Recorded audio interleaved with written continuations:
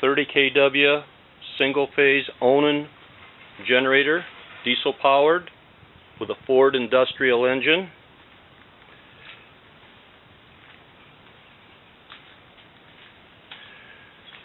Temporary exhaust on it will have to be vented to the outside.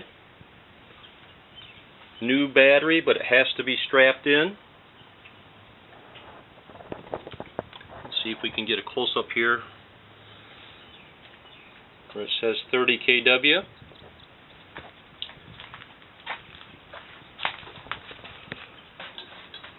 The machine has 736 almost 0.2 hours.